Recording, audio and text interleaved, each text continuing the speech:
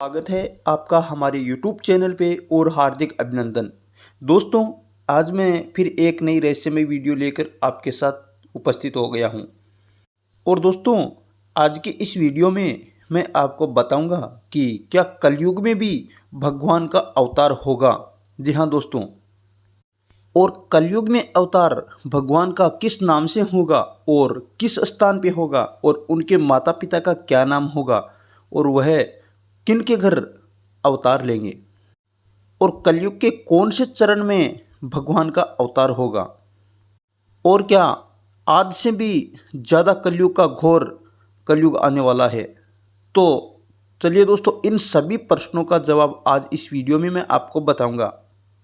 दोस्तों, श्री सुखदेव जी से महाराज परीक्षित पूछते हैं कि हे सुखदेव जी, मेरे मन में एक शंका है और वो शंका है कि कलयुग कैसा होगा और घोर कलयुग में क्या होगा। तो हे प्रभु, मेरी इस शंका का समाधान कीजिए। तो जब श्री सुखदेव जी ने परीक्षित की ऐसी वाणी सुनी तो श्री सुखदेव जी कहने लगे कि हे राजन, ध्यान से सुनो। कलयुग में सभी देश, राज्य, राजा, महाराजा सभी अपने नियमों का उल्लंघन करने लग जाएंगे और जैसे जैसे कलयुग बढ़ता जाएगा वैसे वैसे सुराष्ट्र, अवंतित, सुर, मानव संस्कारहीन हो जाएंगे और राजा भी शूद्र तुल्य हो जाएंगे, यानी राजा भी केवल नाम मात्र के राजा रह जाएंगे और इस पृथ्वी पर मलेच्छों का राज हो जाएगा। और हे परीक्षित, यह सब के सब राजा आचार विचारों में मलेच्छ प्राय होंगे। यह सब एक ही समय में भिन्न भिन्न प्रांतों में राज्य करेंगे। यह सब परले से लेकर के झूठे, अधार्मिक व छोटी छोटी बातों को लेकर के यह क्रोध के मारे आग बबूला हो जाएंगे। तो दोस्तों, इस तरीके से परीक्षित जब श्री सुखदेव जी से कहने लगे, सुखदेव जी कहते हैं परीक्षित से कि हे परीक्षित राजा, समय बड़ा बलवान होता है। जैसे जैसे घोर कलयुग आता जाएगा वैसे वैसे धर्म, सत्य, पवित्रता, क्षमा, दया, आयु और बल, स्मरण शक्ति नष्ट होती चली जाएगी। कलयुग में जिसके पास धन होगा उसी को लोग सदाचारी और सद्योगी मानेंगे, उनको ही सबसे बड़ा मानेंगे। तो दोस्तों, यह तो आप भी जानते हैं कि इस युग में जिसके पास धन संपत्ति है वही गुणवान माने जाते हैं और उसी को सबसे बड़ा माना जाता है। और जिसके पास धन नहीं होता उस गरीब की इस ज़माने में कोई सुनने वाला नहीं होता, चाहे अपने हो या पराये, यह तो आप भी जानते हैं। और विवाह के संबंध के लिए कुलशील योग्यता, पहले जब विवाह होते थे तो उत्तम कुल, सुशील, सुंदर, यह कुछ शर्तें होती थी विवाह की। तो कलयुग में जब विवाह होंगे तो उनकी कोई शर्त नहीं होगी, योग्यता नहीं होगी और युवक युवतियाँ अपने इच्छा के अनुसार ही विवाह संपन्न कर लेंगे। और दोस्तों, ऐसा आज के इस युग में हमें देखने को मिल रहा है कि कोर्ट मैरिज, लव मैरिज, बिना माता की आज्ञा के बिना विवाह बहुत हो रहे हैं। दोस्तों, एक विद्वान ने एक दूसरे विद्वान से कहा कि कलयुग का पता कैसे चलेगा कि घोर कलयुग आ गया है। तो दूसरा विद्वान उसे कहने लगा कि घर घर में होगा रावण, राम जिनसे डरेंगे। जो सीता की करी रखवाली वो लक्ष्मण ही सिया को हरेंगे। जो भरत राज त्यागे वही भरत धन दौलत छीन लेंगे।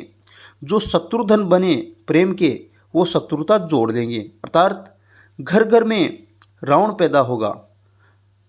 दुष्ट, अत्याचारी, अनाचारियों का बेलवेला हो जाएगा और अच्छे आदमियों की, अच्छे इंसानों की सूझबूझ और परख करने वाला कोई नहीं होगा। दोस्तों, वह लक्ष्मण भगवान श्री राम के जो छोटे भाई थे, उन्होंने वन में माता सीता की रक्षा की थी, रखवाली की थी। लेकिन इस कलयुग का लक्ष्मण सीता का हरण करेगा, अपनी भाभी का हरण करेगा, अपनी भाभी को कुदृष्टि से देखेगा, गलत संबंध बनाएगा। तो दोस्तों, ऐसा आज के इस ज़माने में आपको देखने को मिल रहा है। दोस्तों, आगे लिखा है कि जो भरत बने और राज त्यागे। दोस्तों, जिस भरत ने भगवान श्री राम के चरणों में राज्य अर्पित कर दिया था, राज्य छोड़ दिया था और उनकी खड़ाऊ को राज्य सिंहासन पर बैठा करके और उनका मान सम्मान बढ़ाया था।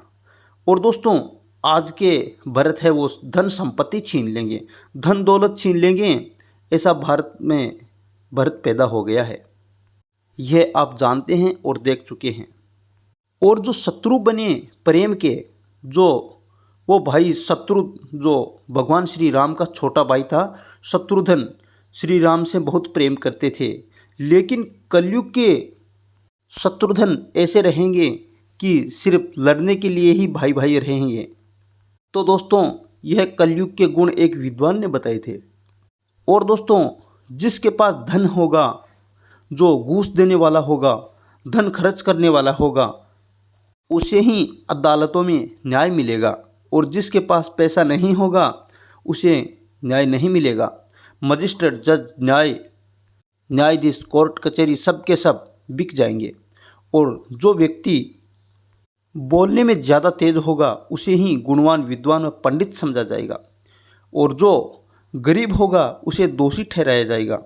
जो जितना ज़्यादा पाखंडी पापी होगा उतना ही ज़्यादा उसे सम्मान दिया जाएगा। और विवाह के लिए एक दूसरे की स्वीकृति ही पर्याप्त होगी। शास्त्रीय विधि विधान की कोई भी आवश्यकता नहीं होगी। और दोस्तों, स्त्रियों के आभूषण केवल उनके बाल ही रह जाएंगे कलयुग में। और आज के इस युग में आपको दिखाई दे रहा है कि स्त्रियां जो स्त्रियां अपने आभूषण मानती है, वह सिर्फ अपने आधे वस्त्रों को ही मानती हैं, अपने बालों को ही मानती है। वस्त्रों की स्त्रियों की जो पहले स्थिति होती थी, यानी संपूर्ण तन ढका हुआ होता था, बाल बंधे हुए होते थे। आजकल दोस्तों ऐसा नहीं रहा। लोग दूसरे तालाब में तीर्थ मानेंगे, यानी दूसरे जो दूर के तालाब होंगे उनको तीर्थ मानेंगे। और जो निकट तीर्थ है, जैसे गंगा गोमती जैसी नदियाँ होगी, उनको कुछ नहीं समझेंगे, उनका सम्मान नहीं करेंगे। अपने सिर पर लंबे बाल रखवाना ही सौंदर्य समझेंगे। और जीवन का सबसे बड़ा पुरुषार्थ होगा अपना पेट भर लेना। जो जितनी अकड़ से बात करेगा उसे उतना ही समझदार माना जाएगा।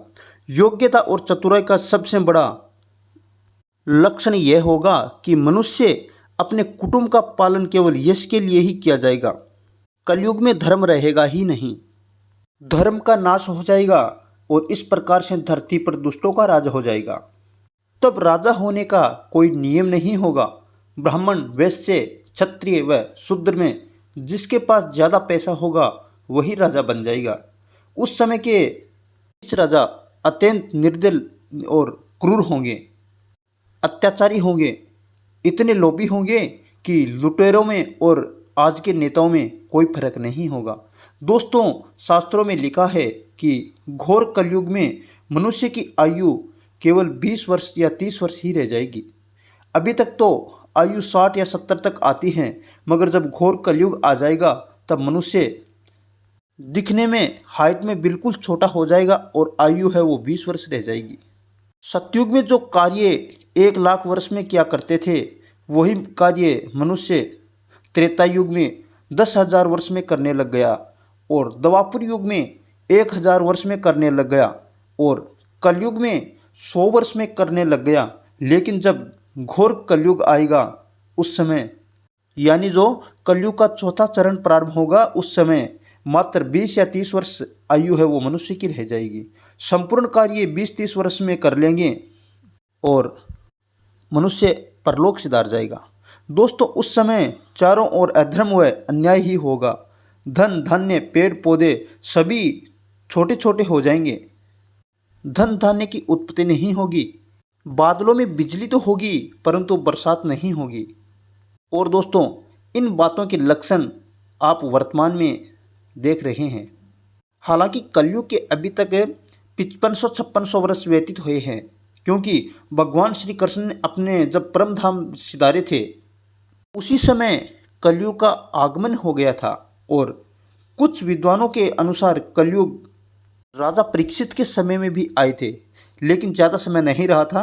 भगवान श्री कृष्ण की मृत्यु और परीक्षित के राज्याभिषेक में उसी समय कलयुग पृथ्वी पर आया था। जब भगवान श्री कृष्ण ने अपने परम धाम को गए थे, उस समय कलयुग है वो पृथ्वी पर आया था। दोस्तों, घोर कलयुग में जनसंख्या घटने लग जाएगी, मनुष्य का स्वभाव गधे जैसा बन जाएगा, लोग प्राय गृहस्थी का भार ढोने लगेंगे और विषय ही हो जाएंगे। ऐसी स्थिति में धर्म की रक्षा करने के लिए स्वयं पारब्रह्म परमेश्वर सच्चिदानंद श्रीहरि विष्णु अवतार धारण करेंगे। परंतु दोस्तों, जब कलयुग में 28,000 वर्ष शेष रह जाएंगे, उस समय अवतार होगा भगवान का।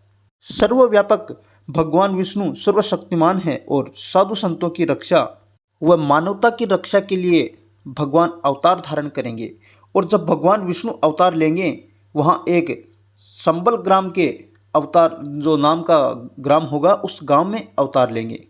यश नाम के ब्राह्मण, एक श्रेष्ठ ब्राह्मण होगा, उसके घर भगवान अवतार लेंगे और उसके पिता का नाम विष्णु यश ब्राह्मण होगा। उनका हृदय बड़ा उदार होगा एवं भगवत भक्ति से परिपूर्ण होगा और उन्हीं के घर कलंकी भगवान अवतार लेंगे। दोस्तों, भगवान कल की अष्ट सिद्धियों के और समस्त सद्गुणों के एकमात्र, इसमें समस्त जीवों के आश्रयदाता व समस्त जग के स्वामी होंगे। और उनका घोड़ा है वो उस घोड़े का नाम देवदत्त होगा। देवदत्त नामक घोड़े पर सवार होकर के जो दुष्ट लोग होंगे उनको धरती से मिटा देंगे। देखिए, पहले भगवान श्री राम सारंग धनुषधारी थे और श्री कृष्ण ने चक्र, सुदर्शन, गदा और धनुष का प्रयोग किया था। परंतु कलयुग का अवतार केवल तलवार वाला ही होगा। तलवार से देवदत्त घोड़े पर सवार होकर के दुष्टों का नाश करेंगे। तो इस तरीके से कलयुग में कल्कि भगवान का अवतार होगा, इस संसार को कष्टों से मुक्त करेगा। तो दोस्तों, यह थी हमारी वीडियो।